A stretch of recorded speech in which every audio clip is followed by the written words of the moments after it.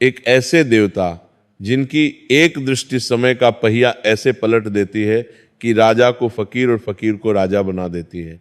ये कोई सामान्य देवता नहीं है, यह है न्याय के देवता शनिदेव, जिनकी न्याय व्यवस्था इतनी कठोर और अटल है कि उसके सामने स्वयं भगवान श्री कृष्ण को भी शनिदेव की कुदृष्टि के प्रकोप का सामना करना पड़ा और इसका परिणाम इतना भयानक हुआ कि संपूर्ण यादव वंश का अंत हो गया और स्वर्णिम द्वारका नगरी समुद्र में समा गई। त्रिलोकी में ऐसा कोई भी प्राणी नहीं है जो शनिदेव के न्याय से बच सके, चाहे देवता हो, दानव हो, मनुष्य हो या फिर स्वयं भगवान के अवतार ही क्यों ना हो।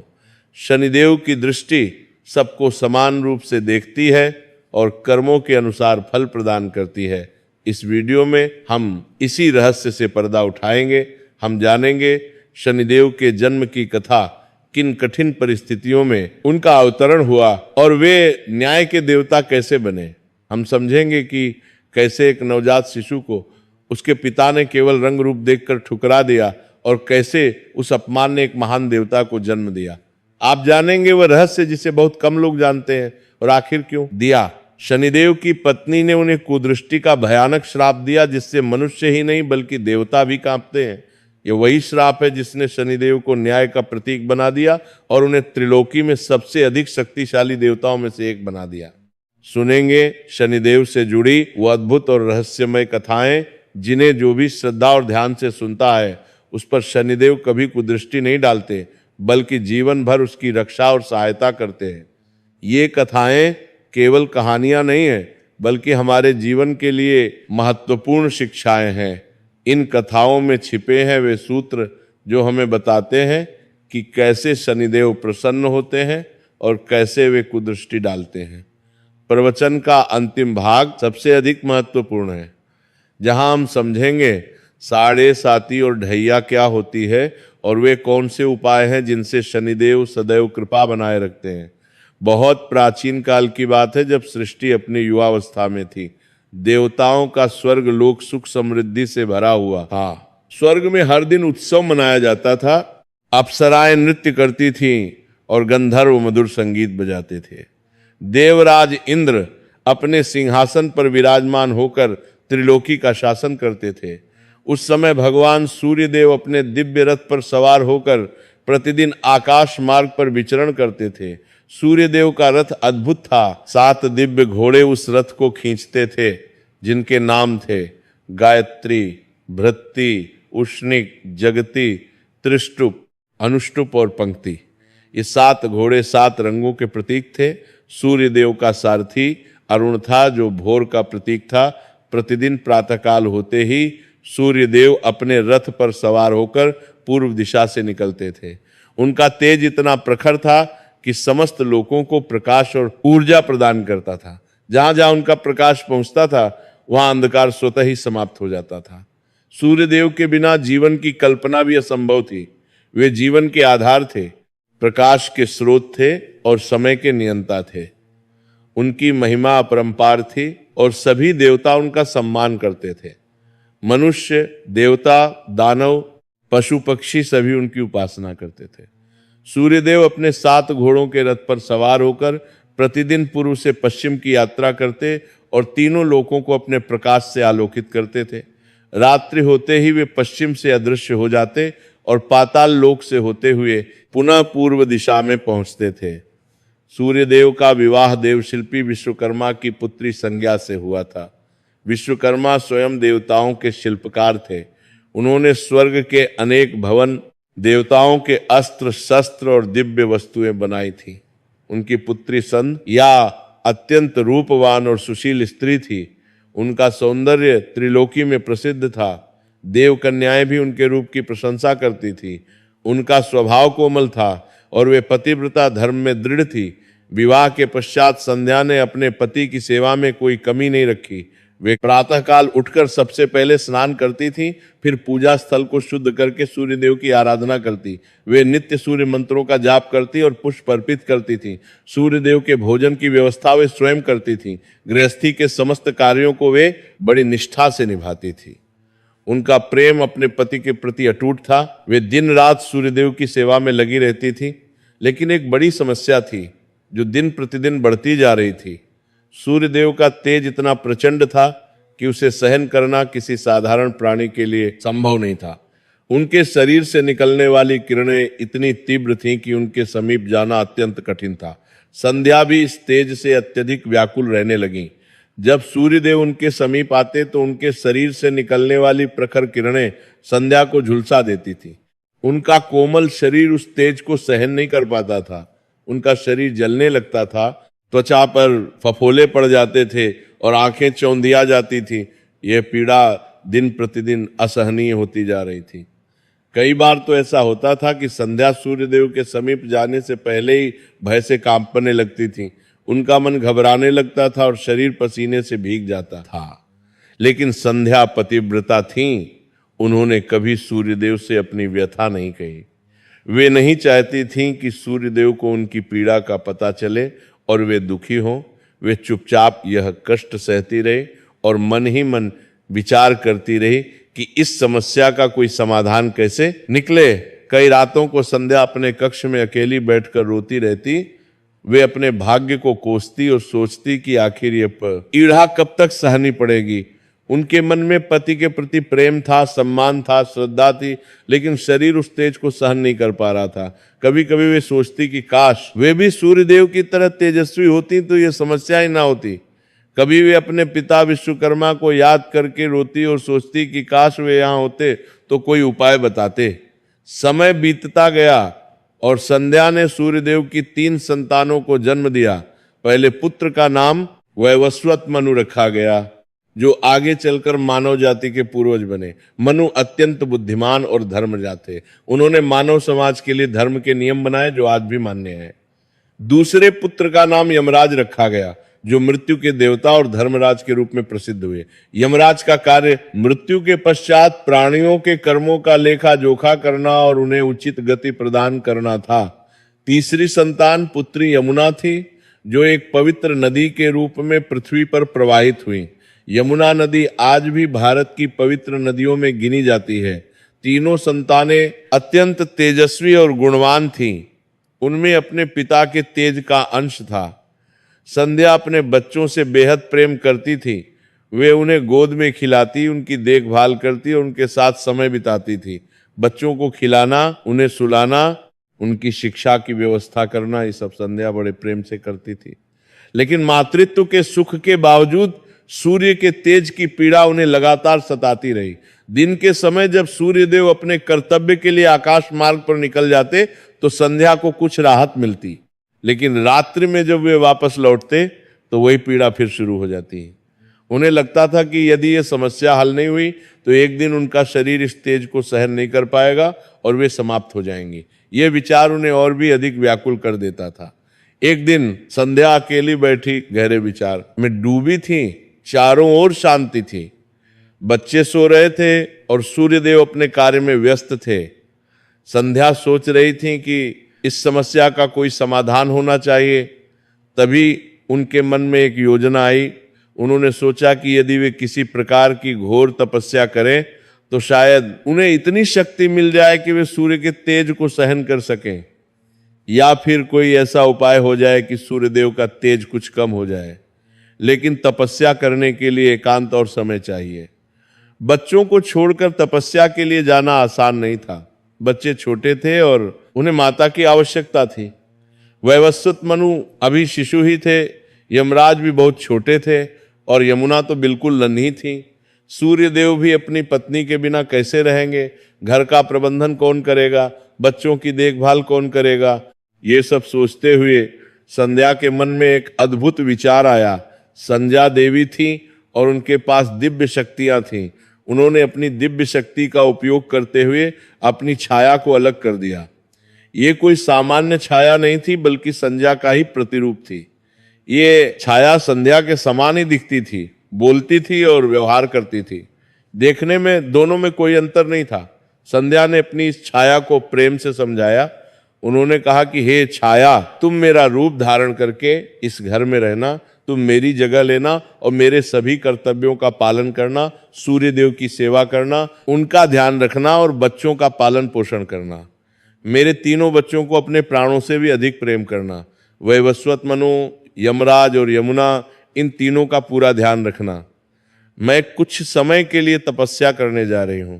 जब मेरी तपस्या पूर्ण होगी, जब मुझे ऐसी शक्ति प्राप्त होगी कि मैं सूर्यदेव के तेज को सहन कर सकूं, तब मैं वापस लौट आऊंगी। तब तक तुम ही मेरे स्थान पर यहां रहना। छाया ने विनम्रता से सिर झुकाकर कहा कि जैसी आपकी आज्ञा देवी, मैं आपके सभी कर्तव्यों का पूरी निष्ठा से पालन करूंगी। मैं सूर्यदेव की सेवा में कोई कमी नहीं रहने दूंगी और बच्चों का पूरा ध्यान रखूंगी। आप निश्चिंत होकर तपस्या करें। देवी संध्या ने अपने तीनों संतानों को अंतिम बार गले से लगाया, उनके मस्तक पर चुंबन लिया और आंखों में आंसू भरकर सारी जिम्मेदारी छाया को सौंपकर तपस्या करने के लिए किसी अज्ञात स्थान की ओर प्रस्थान कर दिया। संध्या ने पृथ्वी पर एक सुदूर स्थान पर जाकर घोर तपस्या आरंभ की। वे दिन रात एक पैर पर खड़ी रहकर तपस्या करने लगे। कठोर धूप, भयंकर वर्षा, तेज हवाएं, कुछ भी उनकी तपस्या में विघ्न नहीं डाल सकता था। इसके बाद जब भी सूर्यदेव अपनी पत्नी के समीप आते तो उन्हें किसी प्रकार का परिवर्तन महसूस नहीं हुआ। देवी छाया सूर्यदेव के तेज को सहन कर पा रही थी, क्योंकि छाया होने के कारण उन पर तेज का प्रभाव नहीं पड़ता था। उनके तेज का देवी छाया पर कोई प्रभाव नहीं पड़ता था। छाया तो अंधेरे में भी रह सकती है और प्रकाश में भी। दोनों खुशी खुशी अपने मिलन का आनंद लेते रहे। सूर्यदेव देवी छाया को ही अपनी असली पत्नी संज्ञा समझते रहे। उन्हें रत्ती भर भी अनुमान नहीं हुआ कि जिसे वे अपनी पत्नी समझ रहे हैं वो वास्तव में छाया है। देवी छाया भी अपना कर्तव्य बखूबी निभा रही थी। वे घर का प्रबंधन करती, बच्चों की देखभाल करती और सूर्यदेव की सेवा करती। इस प्रकार समय बीतता चला गया। धीरे धीरे वैवस्वत मनु, यमराज और यमुना भी बड़े हो गए। वे अब युवा हो चुके थे और अपने अपने कार्यों में निपुण हो गए थे। सूर्यदेव ने उनकी काबिलियत के अनुसार उन्हें अपना अपना कार्यभार सौंप दिया। वैवस्वत मनु को मानव जाति के पूर्वज बनने का दायित्व मिला। यमराज को मृत्युलोक और धर्म का अधिकारी बनाया गया। यमुना को पृथ्वी पर पवित्र नदी के रूप में प्रवाहित होने का आशीर्वाद मिला। सूर्यदेव स्वयं भी अपने कार्य में व्यस्त रहने लगे। प्रतिदिन आकाश मार्ग पर विचरण करना, तीनों लोकों को प्रकाश देना, ये उनका नित्य कर्म था। इससे देवी छाया अकेली पड़ गई। बच्चे अब बड़े हो गए थे और अपने अपने कार्यों में व्यस्त थे। सूर्यदेव भी अधिकांश समय अपने कर्तव्यों में लगे रहते थे। देवी छाया को अब अपने लिए समय मिल गया। उन्होंने सोचा कि अब वे भी किसी दिव्य कार्य में अपना समय लगाएं। देवी छाया ने महादेव की तपस्या करने का निश्चय किया। वे सोचती थीं कि महादेव सृष्टि के आदि हैं, वे सर्वशक्तिमान हैं। यदि महादेव प्रसन्न हो जाएं तो वे उन्हें वरदान दे सकते हैं। देवी छाया पूरी तरह से तपस्या में लीन हो गई। वे दिन रात महादेव का ध्यान करती, ओम नमः शिवाय का जाप करती, तेज धूप में बैठकर, भूखे प्यासे रहकर, कठोर नियमों का पालन करते हुए, कई माह तक तपस्या करते हुए देवी छाया ने गर्भ धारण कर लिया। उनकी तपस्या इतनी कठोर थी कि महादेव भी प्रसन्न हो गए। एक दिन जब देवी छाया ध्यान में लीन थी, तभी आकाश से दिव्य प्रकाश फैला और महादेव देवी छाया के सम्मुख प्रकट हुए। महादेव का रूप अत्यंत दिव्य और तेजोमय था। उनके मस्तक पर चंद्रमा विराजमान था, गले में नागों की माला थी और हाथ में त्रिशूल था। देवी छाया ने तुरंत उन्हें प्रणाम किया। महादेव ने प्रसन्न होकर कहा, हे देवी, तुम्हारी तपस्या से मैं अत्यंत प्रसन्न हूं, मांगो क्या वरदान चाहिए। देवी छाया ने हाथ जोड़कर कहा, हे महादेव, मैं तो देवी संज्ञा की छाया मात्र हूं, मेरा कोई वास्तविक अस्तित्व तो नहीं है, मैं बस एक प्रतिबिंब हूं। लेकिन अब मैं इतने वर्षों से इस संसार में रह रही हूं, मैंने जीवन को अनुभव किया है, प्रेम को महसूस किया है। अब मेरे भीतर भी जीवन जीने की इच्छा जागृत हो गई है। कृपया मुझे वास्तविक जीवन प्रदान करें, मुझे एक असली अस्तित्व दें, जिससे मैं भी इस संसार में अपना स्थान बना सकूं। महादेव मुस्कुराए। उन्होंने कहा, हे देवी, तुम्हारी तपस्या सच्ची है और तुम्हारी इच्छा भी उचित है। तथास्तु, आज से तुम एक वास्तविक देवी हो। अब तुम केवल छाया नहीं बल्कि देवी छाया हो, जिसका अपना अस्तित्व है। ये कहकर महादेव अंतर्धान हो गए। देवी छाया अत्यंत प्रसन्न हुई। अब वे केवल एक प्रतिबिंब नहीं थी बल्कि एक वास्तविक देवी थी। कुछ महीनों बाद देवी छाया ने एक दिव्य शिशु को जन्म दिया, परंतु वह शिशु कृष्ण वर्ण का था। उसका रंग गहरा काला था जो साधारण नहीं था। यह देखकर देवी छाया चिंता में डूब गई। उन्होंने सोचा कि सूर्यदेव इतने तेजस्वी हैं, उनका वर्ण स्वर्णिम है, तो फिर ये शिशु इतना कृष्ण वर्ण का कैसे हो सकता है? लोग क्या कहेंगे, सूर्यदेव क्या सोचेंगे? लेकिन कुछ समय बाद उन्होंने स्वयं को समझा लिया।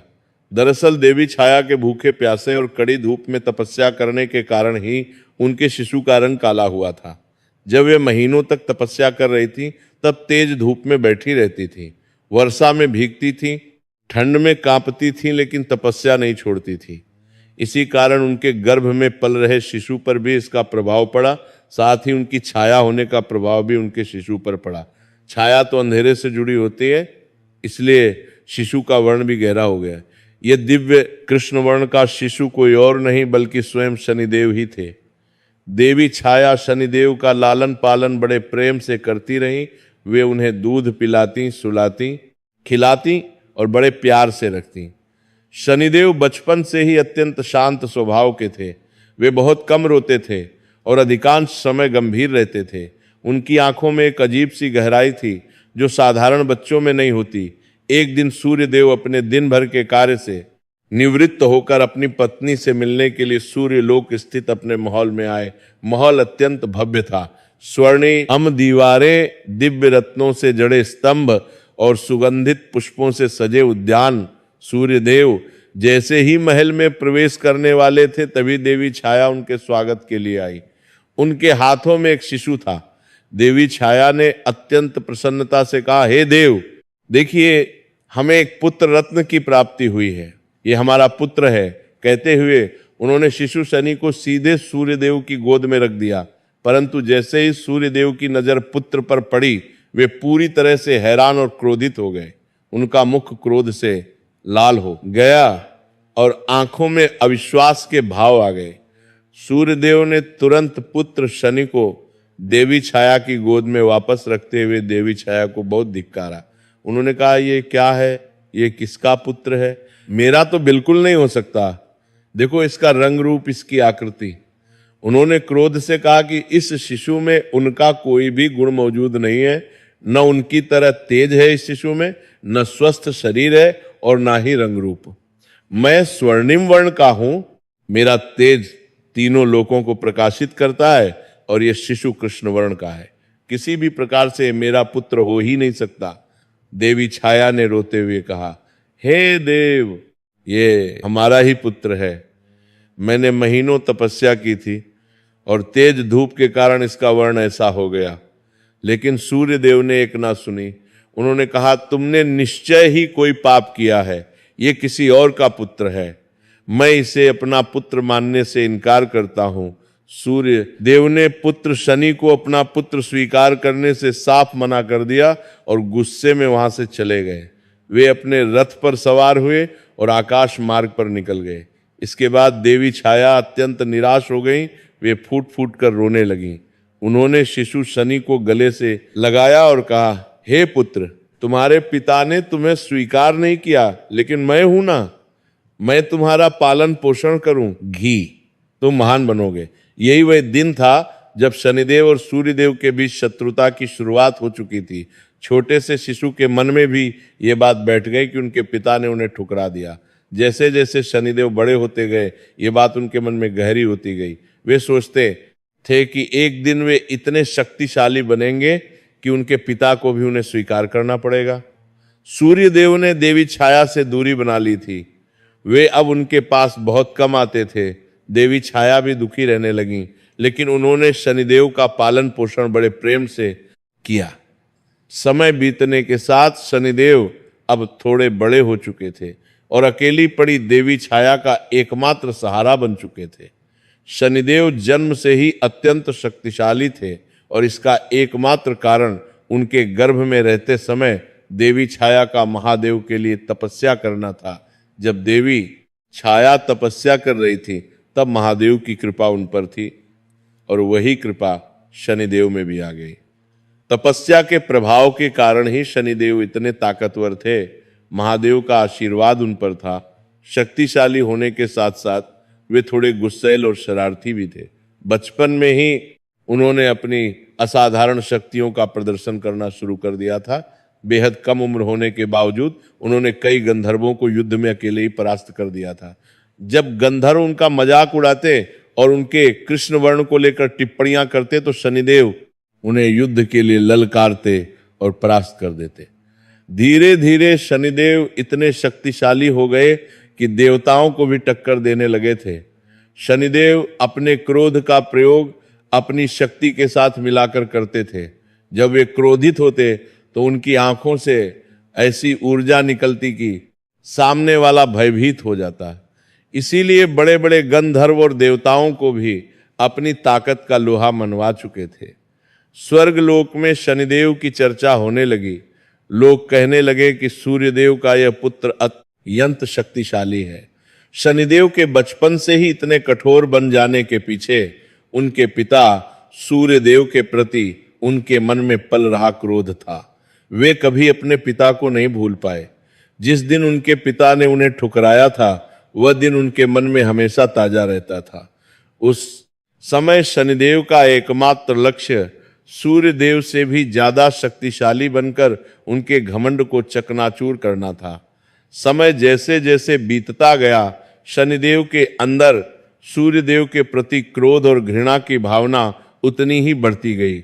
वे दिन रात अभ्यास करते, अपनी शक्तियों को बढ़ाने का प्रयास करते। इस प्रकार शनिदेव अब युवा भी हो चुके थे।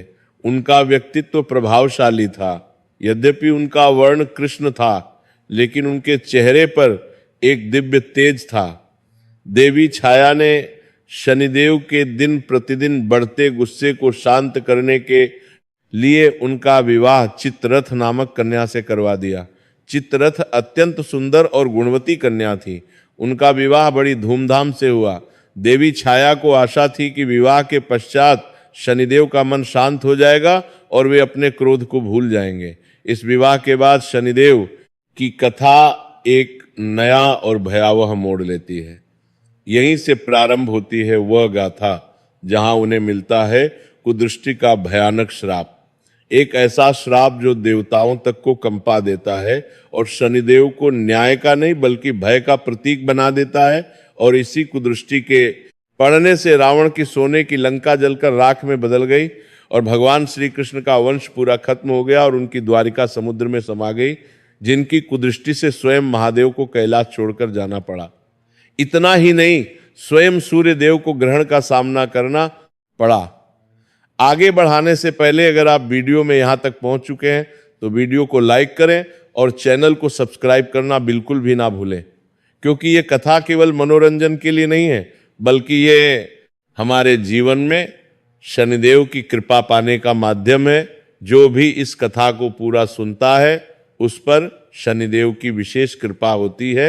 विवाह के बाद शनिदेव और देवी चित्ररथ का दाम्पत्य जीवन प्रारंभ हुआ। प्रारंभिक दिनों में सब कुछ सामान्य था। शनिदेव सचमुच काफी शांत रहने लगे। देवी चित्ररथ का प्रेम और स्नेह उन्हें सुकून देता था। वे अपने क्रोध को नियंत्रित करने का प्रयास करने लगे। देवी चित्ररथ भी एक आदर्श पत्नी की भांति शनिदेव की सेवा करती थी। वे उनके भोजन का ध्यान रखती थी, उनके वस्त्रों की व्यवस्था करती थी और उनके साथ समय बिताती थी। परंतु शनिदेव की एक विशेष साधना थी। वे प्रतिदिन कई घंटे ध्यान मुद्रा में बैठते थे। यह ध्यान उनकी शक्तियों को बढ़ाने के लिए आवश्यक था। जब वे ध्यान में होते तो पूरी तरह से लीन होता है जाते थे। उन्हें बाहरी दुनिया का कुछ भी आवाज नहीं होता था। न तो उन्हें किसी की आवाज सुनाई देती थी और न ही किसी की उपस्थिति का अनुभव होता था। वे पूर्णतः समाधि में चले जाते थे। एक बार जब शनिदेव ध्यान मुद्रा में बैठे हुए थे, उनका पूरा शरीर स्थिर था, आंखें बंद थीं और श्वास धीमी थी। वे गहरे ध्यान में थे। उस समय महादेव के मंत्रों का जाप कर रहे थे। तभी उनकी पत्नी देवी चित्ररथ उनके कक्ष में आई। उन्होंने देखा कि शनिदेव ध्यान में लीन है। कुछ समय तक वे प्रतीक्षा करती रही कि शायद शनिदेव ध्यान से उठ जाए, लेकिन काफी समय बीत गया और शनिदेव ध्यान में ही थे। देवी चित्ररथ के मन में कुछ दिनों से एक इच्छा जागृत हो रही थी। विवाह को कुछ समय हो चुका था और अब वे मातृत्व सुख की कामना करने लगी थी। वे एक पुत्र की माता बनना चाहती थी। उन्होंने सोचा कि आज शनिदेव से इस विषय में बात करनी चाहिए। उन्होंने धीरे से शनिदेव को आवाज दी, लेकिन ध्यान में लीन शनिदेव को कुछ सुनाई नहीं दिया। फिर देवी चित्ररथ ने थोड़ा और जोर से कहा, हे स्वामी, मुझे आपसे कुछ कहना है। लेकिन फिर भी शनिदेव ने कोई प्रतिक्रिया नहीं दी। वे अपने ध्यान में इतने गहरे थे कि बाहर की कोई भी आवाज उन तक नहीं पहुंच रही थी। देवी चित्ररथ ने सोचा कि शायद शनिदेव उन्हें अनसुना कर रहे हैं। उन्होंने फिर से कहा, हे प्रभु, कृपया मेरी बात सुनिए, मुझे आपसे एक महत्वपूर्ण विषय पर बात करनी है। जब फिर भी कोई उत्तर नहीं आया तो देवी चित्ररथ ने अपनी इच्छा व्यक्त करते हुए कहा, हे स्वामी, विवाह को कुछ समय हो गया है। अब मेरी इच्छा है कि हमें भी संतान सुख की प्राप्ति हो। मैं एक पुत्र की माता बनना चाहती हूँ, कृपया मुझे यह आशीर्वाद दीजिए। लेकिन शनिदेव की ओर से कोई उत्तर नहीं आया। वे पूर्णतः ध्यान में लीन थे। देवी चित्ररथ ने बार बार अपनी इच्छा व्यक्त की। उन्होंने कई बार शनिदेव से निवेदन किया, लेकिन शनिदेव की तरफ से कोई जवाब नहीं मिला। देवी चित्ररथ धीरे धीरे व्याकुल होने लगी। उन्हें लगा कि शनिदेव जानबूझकर उनकी अनसुनी कर रहे हैं। उन्हें लगा कि शनिदेव उनकी इच्छा को महत्व नहीं दे रहे हैं। वे सोचने लगीं कि क्या शनिदेव उन्हें प्रेम नहीं करते, क्या उन्हें संतान की इच्छा नहीं है। देवी चित्ररथ को शनिदेव का यह व्यवहार अपमानजनक लगा। उन्हें लगा कि एक पत्नी होने के नाते उनका भी कुछ अधिकार है और शनिदेव को उनकी बात सुननी चाहिए। उनका हृदय आहत हो गया, उनकी आंखों में आंसू आ गए और मन में क्रोध जागृत हो गया। वे सोचने लगीं कि मैंने सदा उनकी सेवा की, उनका ध्यान रखा, और आज जब मैंने एक छोटी सी इच्छा व्यक्त की तो वे मेरी अनसुनी कर रहे हैं। क्रोध में आकर देवी चित्ररथ ने एक बहुत बड़ी भूल कर दी। उन्होंने अपने क्रोध पर नियंत्रण नहीं रखा और भावनाओं में बहकर शनिदेव को श्राप दे दिया। उन्होंने कहा, हे शनिदेव, आपने आज मेरा अपमान किया है। आपने मेरी इच्छा को महत्व नहीं दिया, आपने मुझे उत्तर तक नहीं दिया, इसलिए मैं आपको श्राप देती हूं। जिस प्रकार आपने आज मेरी ओर देखा तक नहीं, उसी प्रकार आप भी किसी को सीधे नहीं देख पाएंगे। यदि आपने किसी को अपनी पूरी दृष्टि से देख लिया तो उसका विनाश निश्चित होगा। जिस किसी पर भी आपकी दृष्टि पड़ेगी उसकी तबाही निश्चित होगी। देवी चित्ररथ के श्राप के अनुसार यदि शनिदेव किसी को मात्र देख भी ले तो उसकी तबाही निश्चित थी। यानी देवी चित्ररथ ने उन्हें किसी को नजर उठाकर न देखने का श्राप दे दिया। ये एक भयंकर श्राप था। ये श्राप देते ही देवी चित्ररथ रोते हुए वहां से चली गई। वे अपने कक्ष में जाकर फूट फूट कर रोने लगी। कुछ समय पश्चात जब शनिदेव का ध्यान पूर्ण हुआ और वे समाधि से बाहर आए तो उन्हें अपने आसपास कुछ परिवर्तन महसूस हुआ। उन्हें लगा जैसे कुछ घटित हो गया है। उन्होंने इधर उधर देखा तो देवी चित्ररथ वहां नहीं थी। शनिदेव को आभास हुआ कि कुछ गलत हो गया है। वे समाज बनतानी की बासबन तक बिलापुर नदी तक को तुरंत देवी चित्ररथ के कक्ष में गए। वहां उन्होंने देखा कि देवी चित्ररथ रो रही थी। उनकी आंखें लाल थीं और चेहरा दुख से भरा हुआ था। शनिदेव ने पूछा, हे देवी, क्या हुआ? आप क्यों रो रही हैं? देवी चित्ररथ ने रोते हुए सारी बात बता दी कि कैसे उन्होंने बार बार शनिदेव को बुलाया लेकिन कोई उत्तर नहीं मिला और क्रोध में आकर उन्होंने श्राप दे दिया। यह सुनकर शनिदेव स्तब्ध रह गए। उन्हें अपनी भूल का आभास हुआ। उन्होंने समझाया कि वे ध्यान में थे और उन्हें वास्तव में कुछ भी सुनाई नहीं दे रहा था। उन्होंने जानबूझकर अनसुना नहीं किया था। ध्यान की अवस्था ऐसी होती है जहां बाहरी संसार से संपर्क टूट जाता है। शनिदेव ने अपनी पत्नी को मनाने की बेहद कोशिश की। उन्होंने कहा, हे प्रिय, मुझे क्षमा करें, मैं वास्तव में ध्यान में था, मुझे आपकी आवाज सुनाई नहीं दी। यदि मुझे पता होता कि आप मुझसे कुछ कह रही हैं तो मैं अवश्य उत्तर देता। मैं आपका अपमान कभी नहीं कर सकता। आप मेरी अर्धांगिनी हैं, मेरा जीवन है। इसके बाद देवी चित्ररथ को भी अपनी गलती का एहसास हुआ। उन्हें समझ में आया कि उन्होंने जल्दबाजी में श्राप दे दिया। उन्होंने सोचा कि शनिदेव सच कह रहे होंगे। वे वास्तव में ध्यान में थे और उन्हें कुछ सुनाई नहीं दे रहा था। देवी चित्ररथ को अपने किए पर बहुत पछतावा हुआ। वे रोते हुए शनिदेव के चरणों में गिर गईं और कहा, हे स्वामी, मुझसे बहुत बड़ी भूल हो गई। मैंने क्रोध में आकर आपको श्राप दे दिया, कृपया मुझे क्षमा करें। शनिदेव ने उन्हें उठाया और कहा, हे देवी, आप चिंता न करें, जो हो गया सो हो गया। देवी चित्ररथ ने रोते हुए कहा, नहीं स्वामी, ये श्राप बहुत भयंकर है, मैं इसे वापस लेना चाहती हूं। कृपया मुझे बताइए कि मैं इस श्राप को कैसे समाप्त कर सकती हूं। शनिदेव ने गंभीरता से पूछा कि क्या आप इस श्राप को वापस ले सकती है? परंतु देवी चित्ररथ ने दुखी होकर कहा कि श्राप को निष्फल करने की शक्ति उनके पास नहीं थी। एक बार जो श्राप दे दिया गया उसे पूर्णतः समाप्त नहीं किया जा सकता, केवल उसे कम किया जा सकता है या उसमें कुछ परिवर्तन किया जा सकता है, लेकिन पूर्णतः समाप्त नहीं किया जा सकता। देवी चित्ररथ रोते रोते बोली, हे स्वामी, मैंने बहुत बड़ा अन्याय कर दिया, अब यह श्राप आपके साथ रहेगा। शनिदेव ने धैर्य से कहा, चिंता मत करो प्रिय, जो होना था वो हो गया। शायद ये भी किसी बड़े उद्देश्य के लिए हुआ हो, मैं इस श्राप को स्वीकार करता हूं। देवी चित्ररथ ने कहा, लेकिन स्वामी, अब आप किसी को सीधे नहीं देख पाएंगे। शनिदेव ने मुस्कुराते हुए कहा, तो क्या हुआ, मैं अपना सिर झुकाकर चलूंगा, ये मुझे विनम्रता सिखाएगा। इस घटना के बाद से शनिदेव अपना सिर नीचे करके चलने लगे। वे किसी को भी सीधे नहीं देखते थे। जब भी किसी से बात करते तो अपनी दृष्टि नीचे रखते। वे हमेशा सावधान रहते कि कहीं उनकी दृष्टि किसी पर सीधे न पड़ जाए। ये उनके जीवन का एक नियम बन गया। ये बात पूरे ब्रह्मांड में तेजी से फैल गई।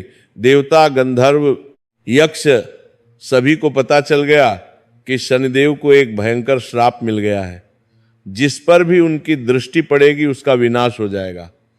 यह बात असुरों के गुरु शुक्राचार्य को भी पता चली। शुक्राचार्य अत्यंत बुद्धिमान और चतुर थे। वे सोचने लगे कि इस श्राप का उपयोग किया जा सकता है। यदि शनिदेव को अपने पक्ष में कर लिया जाए तो देवताओं को परास्त करना आसान हो जाएगा। शुक्राचार्य ने इस विषय में असुरों के सेनापति राहु से विचार विमर्श किया। राहु भी इस योजना से सहमत हो गया। इसके बाद वे असुरों के सेनापति राहु के साथ शनिदेव के सम्मुख प्रकट हुए। शुक्राचार्य ने विनम्रता से कहा, हे शनिदेव, हम आपसे मिलने आए हैं, हमें आपके श्राप के बारे में पता चला है। शनिदेव ने अपनी दृष्टि नीचे रखते हुए कहा, हाँ गुरुदेव, मुझे एक श्राप मिला है। शुक्राचार्य ने कहा, हे शनिदेव, यह श्राप नहीं बल्कि एक वरदान है। आपके पास अब इतनी शक्ति है कि जिसे चाहें उसका विनाश कर सकें। शनिदेव ने कहा, लेकिन गुरुदेव, मैं इसका उपयोग नहीं करना चाहता, यह एक श्राप है और मैं इसे नियंत्रित रखूंगा। शुक्राचार्य ने कहा, लेकिन शनिदेव, सोचिए, यदि आप देवताओं पर अपनी दृष्टि डाल दें तो उनका विनाश हो जाएगा। देवताओं ने असुरों पर बहुत अत्याचार किए हैं, ये उनसे बदला लेने का सुनहरा अवसर है। फिर राहु ने भी कहा, हाँ शनिदेव, आप हमारे साथ आइए, हम मिलकर देवताओं को परास्त कर देंगे और आप स्वर्ग के राजा बन जाएंगे। शनिदेव ने शुक्राचार्य और राहु की बातें ध्यान से सुनी। फिर उन्होंने शांत और दृढ़ स्वर में कहा, हे शुक्राचार्य, आप महान गुरु हैं, ज्ञानी हैं, लेकिन मैं आपकी इस योजना से सहमत नहीं हूं। आप मुझे अपने स्वार्थ के लिए उपयोग करना चाहते हैं। आप चाहते हैं कि मैं देवताओं पर अपनी दृष्टि डालूं और उनका विनाश कर दूं, लेकिन यह अधर्म होगा। शनिदेव ने आगे कहा, मुझे जो श्राप मिला है वो मेरे कर्म का फल है, मैं इसका उपयोग किसी के स्वार्थ के लिए नहीं करूंगा। देवता और असुर दोनों की अपनी अपनी लड़ाई है, मैं किसी का पक्ष नहीं लूंगा, मैं साथ साथ धार तटस्थ रहूंगा। शुक्राचार्य ने कहा, लेकिन शनिदेव, ये आपके लिए भी लाभदायक होगा, आप स्वर्ग के राजा बन सकते हैं। शनिदेव ने दृढ़ता से कहा, मुझे स्वर्ग का राज्य नहीं चाहिए, मुझे किसी का विनाश नहीं करना है, मैं केवल अपने कर्तव्य का पालन करूंगा और मेरा कर्तव्य है न्याय, मैं न्याय के मार्ग पर चलूंगा। शुक्राचार्य को शनिदेव की बातें पसंद नहीं आई, लेकिन वे कुछ कर नहीं सकते थे। शनिदेव ने शुक्राचार्य को स्वार्थ के लिए दूसरों का इस्तेमाल ना करने की सलाह देते हुए साफ मना कर दिया और शुक्राचार्य समेत राहु को वापस जाने को कह दिया। शुक्राचार्य और राहु निराश होकर वापस चले गए। शनिदेव ने उस दिन यह निश्चय कर लिया कि वे अपनी शक्ति का उपयोग केवल न्याय के लिए करेंगे किसी के स्वार्थ के लिए नहीं। इसी बीच एक महत्वपूर्ण घटना घटी। देवी संध्या जो वर्षों से घोर तपस्या में लीन थी, अब अपनी तपस्या पूर्ण कर चुकी थी। उनकी तपस्या इतनी कठोर और दृढ़ थी कि उन्हें वह शक्ति प्राप्त हो गई जिसकी उन्हें तलाश थी। अब वे सूर्य देव के तेज को सहन करने योग्य बन गई थी। उनका शरीर अब उस प्रखर तेज को झेल सकता था। तपस्या पूर्ण होने के पश्चात देवी संध्या पृथ्वी से सूर्य लोक की ओर लौट पड़ी। जब वे सूर्य लोक पहुंची तो उन्हें अपने महल में सब कुछ पहले जैसा ही लगा। सूर्यदेव अपने कार्य में व्यस्त थे। उनके बच्चे वैवस्वत मनु, यमराज और यमुना बड़े हो चुके थे। लेकिन जब देवी संध्या ने अपने महल में प्रवेश किया तो उन्हें वहां एक और स्त्री दिखाई दी जो बिल्कुल उन्हीं के समान दिखती थी। ये देवी छाया थी। देवी संध्या को सब कुछ समझ में आ गया। उन्होंने अपनी छाया को अपने स्थान पर छोड़ा था, लेकिन अब इतने वर्ष बीत गए थे। फिर उन्हें अपनी पीठ पीछे हुई सभी घटनाओं का पता चल गया। उन्हें पता चला कि देवी छाया ने एक पुत्र को जन्म दिया है जिसका नाम शनि है। उन्हें ये भी पता चला कि सूर्यदेव ने उस पुत्र को अपना पुत्र मानने से इनकार कर दिया था। देवी संध्या अत्यंत क्रोधित हुई। उन्होंने सोचा कि देवी छाया ने उनकी अनुपस्थिति में सूर्यदेव के साथ रहकर एक पुत्र को जन्म दिया। ये छल है देवी संध्या को, ये बर्दाश्त नहीं हुआ। इसके बाद जब सूर्यदेव अपने दैनिक कार्य से लौटे तो देवी संध्या ने उनके सामने सब कुछ सच सच बता दिया। उन्होंने कहा, हे देव, मैं ही आपकी असली पत्नी संध्या हूं। ये जो यहां है ये मेरी छाया है जिसे मैंने अपने स्थान पर छोड़ा था। सूर्यदेव आश्चर्यचकित रह गए। उन्हें विश्वास नहीं हुआ कि इतने वर्षों से वे छाया के साथ रह रहे थे। उन्हें लगा कि उनके साथ धोखा हुआ है। सूर्यदेव ने देवी संध्या के ऊपर अपना क्रोध व्यक्त किया। उन्होंने कहा, आपने मुझे बिना बताए कैसे छोड़ दिया? आपने मेरे साथ यह छल कैसे किया? देवी संध्या ने रोते हुए कहा, हे प्रभु, मैं विवश थी। आपका तेज इतना प्रखर था कि मैं उसे सहन नहीं कर पा रही थी। मुझे तपस्या करनी थी ताकि मैं उस तेज को सहन कर सकूं, इसलिए मैंने अपनी छाया को यहां छोड़ा था। लेकिन सूर्यदेव का क्रोध शांत नहीं हुआ। सूर्यदेव ने कहा, और ये छाया ने, इसने क्या किया? इसने मेरे साथ रहकर एक पुत्र को जन्म दिया। यह धोखा है, यह छल है, मैं इसे सहन नहीं कर सकता। साथ ही सूर्यदेव क्रोधित हुए कि उन्हें वर्षों तक धोखे में रखा गया। उन्होंने देवी छाया और शनिदेव दोनों को सूर्यलोक से निष्कासित करने का आदेश दे दिया। सूर्यदेव ने कहा, हे छाया, तुमने मेरे साथ छल किया है। तुमने झूठा रूप धारण करके मुझे धोखा दिया और ये पुत्र जो कृष्ण वर्ण का है, मैं इसे अपना पुत्र नहीं मानता। तुम दोनों यहां से चले जाओ, मैं तुम्हें सूर्यलोक से निष्कासित करता हूं। यह मेरा अंतिम निर्णय है। देवी छाया और शनिदेव दोनों स्तब्ध रह गए। शनिदेव को फिर से अपने पिता से अपमान मिला। उनके मन में फिर से वही पुराना क्रोध जागृत हो गया।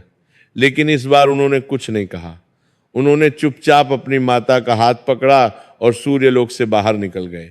इसके बाद शनिदेव और माता छाया अपमानित होकर सूर्यलोक से बाहर निकाल दिए गए। उन दोनों को बहुत दुख हुआ। माता छाया रो रही थी और शनिदेव का हृदय क्रोध और पीड़ा से भर गया था। लेकिन उन्होंने धैर्य रखा। उन्होंने अपनी माता को सांत्वना दी और कहा, माता, चिंता मत करो, हम अपना एक नया जीवन शुरू करेंगे। इसके बाद शनिदेव और माता छाया पृथ्वी की ओर चल पड़े। वे आकाश से धीरे धीरे नीचे उतरे और पृथ्वी पर पहुंच गए। उन्होंने एक सुंदर स्थान की खोज शुरू की जहां वे रह सकें। कुछ समय भटकने के पश्चात उन्हें एक घना और सुंदर वन मिला। यह वन अत्यंत मनोरम था। चारों ओर हरियाली थी, सुंदर पेड़ पौधे थे, मधुर पक्षियों का कलरव था और एक छोटी सी नदी भी बहती थी। शनिदेव और माता छाया ने इसी वन में निवास करने का निश्चय किया। उन्होंने वन में एक छोटी सी कुटिया बनाई। वन में रहते रहते शनिदेव की मित्रता नागराज से हुई। नागराज का नाम था काकरान। काकरान अत्यंत शक्तिशाली और विशाल नाग थे। उनके असंख्य फन थे और उनका शरीर अत्यंत विशाल था। प्रारंभ में काकरान ने शनिदेव को अपने क्षेत्र में आया हुआ अजनबी समझा और उन पर आक्रमण करने का विचार किया। लेकिन जब उन्होंने शनिदेव की शक्ति देखी तो प्रभावित हो गए। शनिदेव ने काकरान को बिना कोई हानि पहुंचाए उन्हें परास्त कर दिया। इसके बाद काकरान शनिदेव के मित्र बन गए। काकरान ने कहा, हे शनिदेव, आप अत्यंत शक्तिशाली हैं, मैं आपका मित्र बनना चाहता हूं। शनिदेव ने प्रसन्नता से कहा, मुझे भी आपकी मित्रता स्वीकार है। इस प्रकार दोनों में गहरी मित्रता हो गई। काकरान शनिदेव और माता छाया की रक्षा करते थे और शनिदेव उन्हें सम्मान देते थे। इस बेहद खूबसूरत वन में शनिदेव माता छाया के संग खुशी खुशी रहने लगे। वे प्रतिदिन तपस्या करते, अपनी शक्तियों को बढ़ाते और माता छाया की सेवा करते। माता छाया भी प्रसन्न थी, उन्हें लगा कि यहां उन्हें शांति मिली है। समय बीतता गया और कुछ वर्षों के बाद इस शांतिपूर्ण जीवन में एक तूफान आने वाला था। समय बीतता गया और कुछ वर्षों के बाद सूर्यदेव को शनिदेव के इस निवास स्थान का पता चला। देवर्षि नारद जो त्रिलोकी में विचरण करते रहते थे, उन्हें पता चला कि शनिदेव एक सुंदर वन में अपनी माता के साथ रह रहे और वहां उन्होंने अपना एक छोटा सा संसार बसा लिया है। नारद मुनि ने यह बात सूर्यदेव को बता दी। सूर्यदेव का क्रोध अभी भी शांत नहीं हुआ था। वे अभी भी देवी छाया और शनिदेव को क्षमा नहीं कर पाए थे। उन्हें लगता था कि उनके साथ छल हुआ है। जब उन्हें पता चला कि शनिदेव और देवी छाया एक सुंदर वन में सुख से रह रहे हैं, तो उनके मन में ईर्ष्या और क्रोध उत्पन्न हो गया। सूर्यदेव ने सोचा कि जिन्होंने मेरे साथ छल किया है वे इतने सुख से कैसे रह सकते हैं। उनके मन में बदले की भावना जागृत हुई। इसके बाद शनिदेव के जान के दुश्मन बन बैठे। उन्होंने निश्चय किया कि वे शनिदेव को दंड देंगे। एक दिन जब शनिदेव अपनी माता के साथ वन में विश्राम कर रहे थे, तभी अचानक आकाश में तेज प्रकाश फैला। सूर्यदेव अपने दिव्य रथ पर सवार होकर उस वन के ऊपर आए। उनका तेज इतना प्रखर था कि पूरा वन प्रकाशमय हो गया। शनिदेव और माता छाया ने ऊपर देखा तो सूर्यदेव को देखा। सूर्यदेव ने क्रोध में कहा, तो यह है तुम्हारा नया घर? तुमने सोचा था कि तुम मुझसे बचकर यहां सुख से रहोगे? ले, किन मैं तुम्हें इतनी आसानी से नहीं छोड़ूंगा। शनिदेव ने कहा, पिताश्री, हमने आपका क्या बिगाड़ा है? हम तो यहां शांति से रह रहे हैं, कृपया हमें इतना कष्ट मत दीजिए। लेकिन सूर्यदेव ने कोई बात नहीं सुनी। शनिदेव के निवास स्थान वाले वन में सूर्यदेव ने अपने मायावी तेज से आग लगा दी। यह कोई सामान्य आग नहीं थी, यह सूर्यदेव के दिव्य तेज से उत्पन्न हुई मायावी अग्नि थी जो अत्यंत भयंकर थी। यह अग्नि इतनी तीव्र थी कि क्षण भर में पूरा वन जलने लगा। चारों ओर आग की लपटें उठने लगीं, पेड़ पौधे जलने लगे, पशु पक्षी भागने लगे। धुआं इतना घना हो गया कि कुछ दिखाई नहीं दे रहा था। माता छाया और शनिदेव दोनों आग की चपेट में आ गए। देवी छाया तो एक छाया होने के कारण उस आग से बचकर बाहर निकल आई। छाया आग में नहीं जल सकती। वे आग की लपटों के बीच से निकलकर सुरक्षित स्थान पर पहुंच गईं, लेकिन शनिदेव उस मायावी आग की चपेट में पूरी तरह से फंस चुके थे। यह प्राभु में चारों ओर से आग की लपटें उन्हें घेर चुकी थी। उनके भागने का कोई रास्ता नहीं था।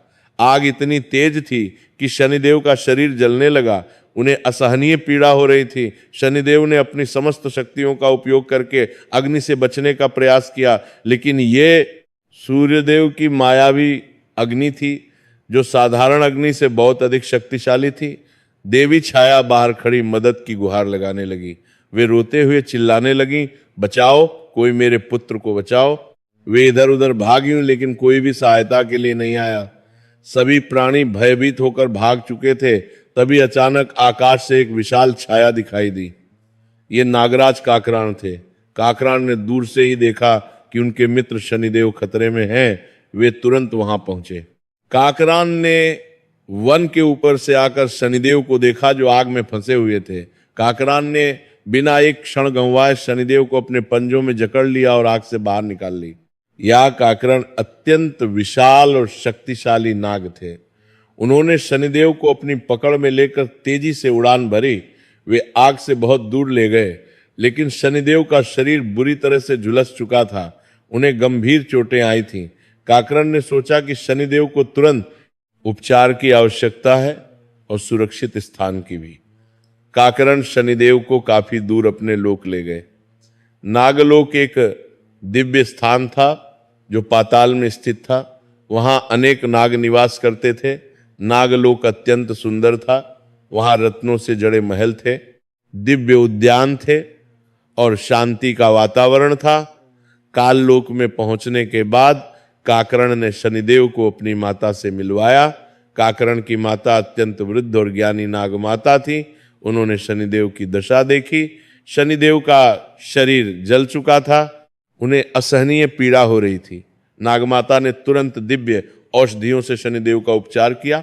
नागमाता ने शनिदेव के घावों पर दिव्य मरहम लगाया, उन्हें औषधियां दी और उनकी सेवा की। धीरे धीरे शनिदेव स्वस्थ होने लगे। काकरण की माता ने शनिदेव को नागलोक में ही रहने की विनती की। उन्होंने कहा, हे शनिदेव, आप यहाँ सुरक्षित हैं, कृपया यहीं रहिए, हम आपकी रक्षा करेंगे। शनिदेव ने नागमाता के चरण स्पर्श किए और कहा, हे माता, आपकी बहुत कृपा है, आपने मुझ पर इतना उपकार किया, मैं आपका सदा ऋणी रहूंगा। जिस पर शनिदेव ने भी सहमति जताई। शनिदेव यहाँ रहने के लिए तैयार हो गए। काकरान की माता ने शनिदेव को अपने पुत्र की तरह लाड़ प्यार से रखा। वे उनकी देखभाल करती थीं, उन्हें भोजन कराती थीं और उनकी हर आवश्यकता का ध्यान रखती थीं। शनिदेव भी उन्हें अपनी माता के समान मानने लगे। काकरण और शनिदेव की मित्रता और भी गहरी हो गई। समय बीतता गया। शनिदेव नागलोक में रहते हुए पूर्णतः स्वस्थ हो गए, उनके घाव भर गए और वे फिर से शक्तिशाली हो गए। वे प्रतिदिन साधना करते, अपनी शक्तियों को बढ़ाते और काकरान के साथ समय बिताते। एक दिन ये बात इंद्रदेव को पता चली कि शनिदेव नागलोक में रह रहे हैं। इंद्रदेव देवताओं के राजा थे, वे अत्यंत शक्तिशाली थे, लेकिन कभी कभी अहंकारी भी हो जाते थे। इंद्रदेव को शनिदेव से ईर्ष्या होने लगी। वे सोचने का लगे कि ये शनिदेव इतने शक्तिशाली कैसे हो गए, लोग इनकी इतनी चर्चा क्यों करते हैं। इंद्रदेव के मन में एक दुष्ट विचार आया। उन्होंने सोचा कि यदि शनिदेव को नीचा दिखाया जाए तो सभी को पता चल जाएगा कि देवराज इंद्र सबसे शक्तिशाली हैं। इंद्रदेव ने एक योजना बनाई। उन्होंने सोचा कि वे नागलोक पर आक्रमण करेंगे। इसके बाद एक दिन जब शनिदेव और काकरण की अनुपस्थिति में इंद्रदेव ने अपनी देवसेना लेकर नागलोक पर हमला कर दिया। यह एक कायरतापूर्ण हमला था, क्योंकि इंद्रदेव ने तब हमला किया जब शनिदेव और काकरण वहां नहीं थे। देवसेना ने नागलोक पर भयंकर आक्रमण किया। उन्होंने नागलोक पर को मारना शुरू कर दिया। नागलोक में चीख पुकार मच गई। निर्दोष नाग मारे जाने लगे। इंद्रदेव स्वयं अपने ऐरावत हाथी पर बैठे हुए नागलोक में घुस गए, जिसके फलस्वरूप असंख्य फनों समेत नागराज काकरण की माता की भी मृत्यु हो गई।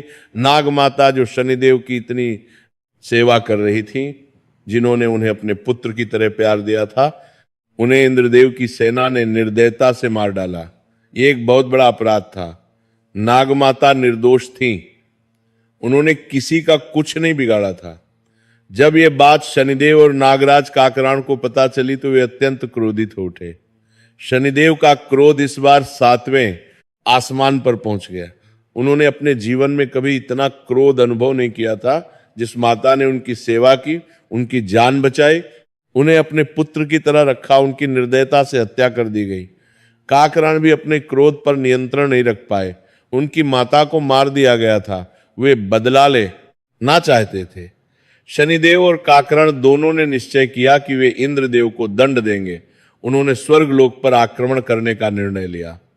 शनिदेव आग बबूला होते हुए, अपनी शक्ति को जगाते हुए उसका कुछ हिस्सा काकरण पर समाहित कर दिया।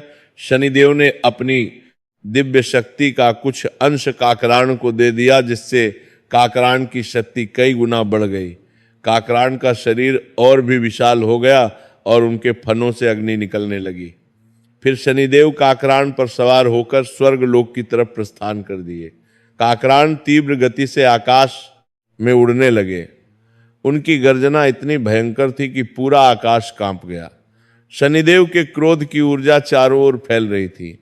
यहाँ स्वर्ग लोक पर इंद्रदेव समेत सभी देवता नृत्य और सोमरस का आनंद उठा ही रहे थे। उन्हें लगा कि उन्होंने बहुत बड़ी विजय प्राप्त की है। अप्सराएं नृत्य कर रही थीं और देवता प्रसन्न थे।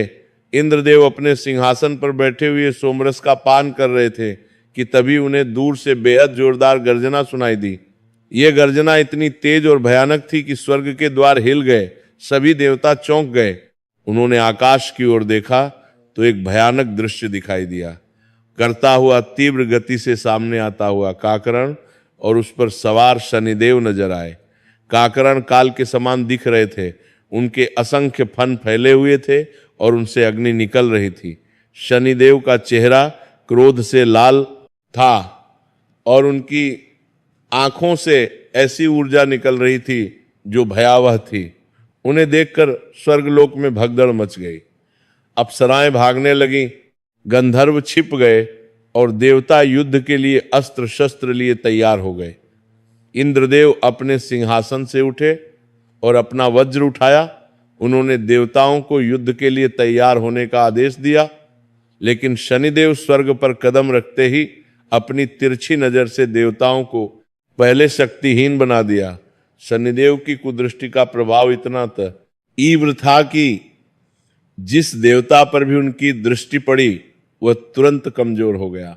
देवताओं के शरीर से शक्ति निकल गई, उनके हाथों से अस्त्र शस्त्र गिरने लगे। फिर शनिदेव ने अपनी आंखों की तेज रोशनी से उन पर प्रहार कर दिया। उनकी आंखों से ऐसी दिव्य ऊर्जा निकली कि सभी देवता उसकी चपेट में आ गए और फर्श पर पटक दिए गए। देवता इधर उधर गिरने लगे, उनमें युद्ध करने की शक्ति ही नहीं बची थी। इंद्रदेव समेत सभी देवता शनिदेव के सामने इतने कमजोर हो चुके थे कि वे अपने अस्त्र शस्त्र को भी उठा पाने में असमर्थ थे।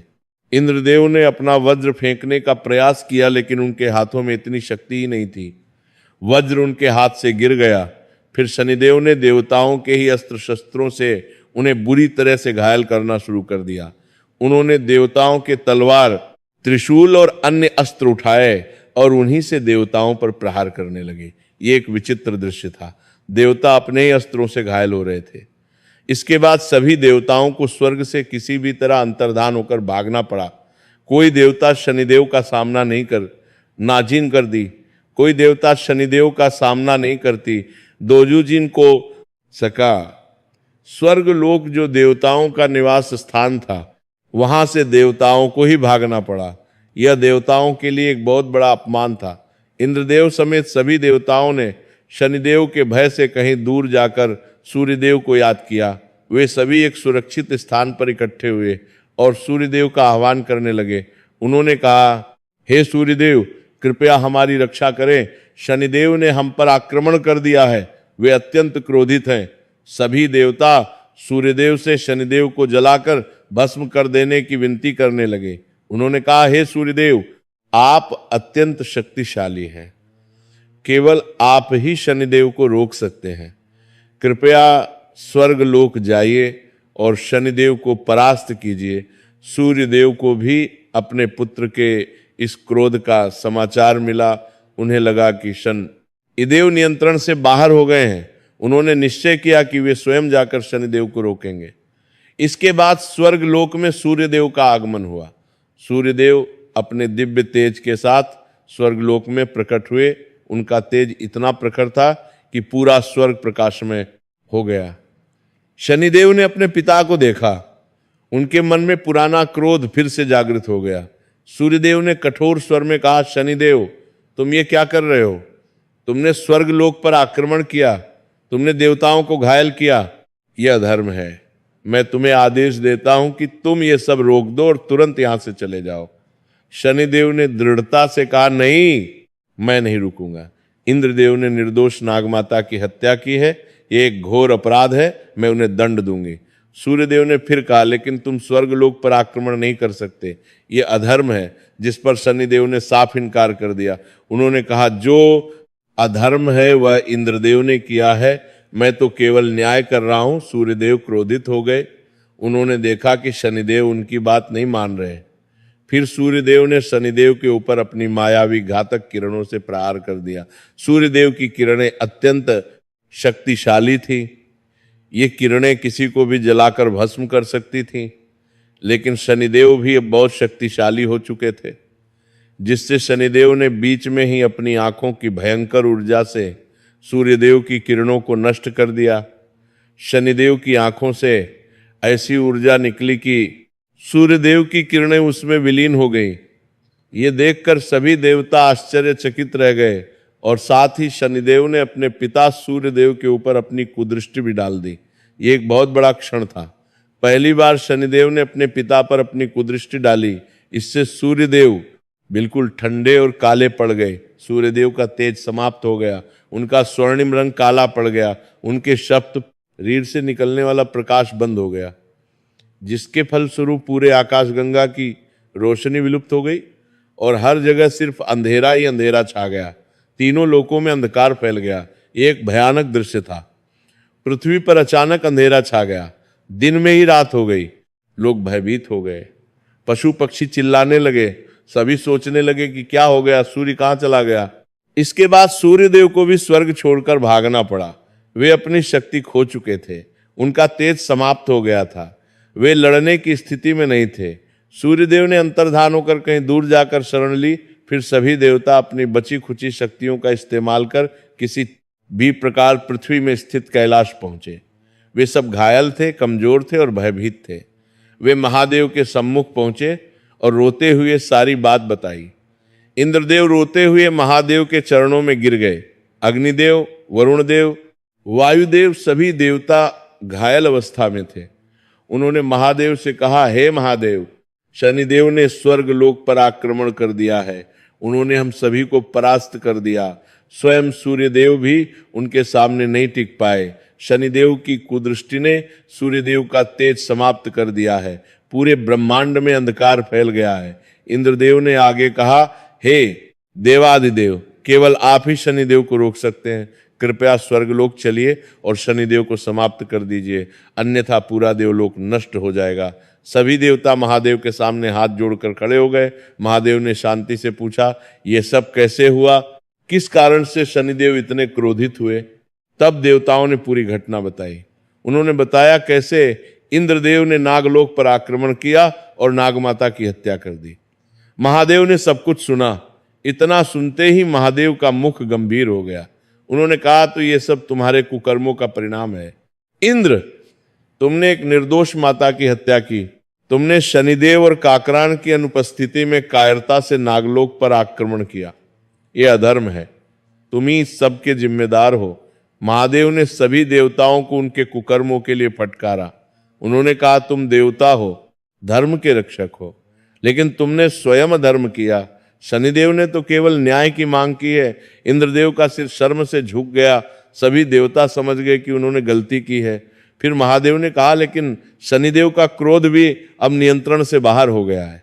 उन्होंने सूर्यदेव का तेज समाप्त कर दिया, जिससे पूरे ब्रह्मांड में अंधकार फैल गया है। ये भी ठीक नहीं है, मुझे शनिदेव को समझाना होगा।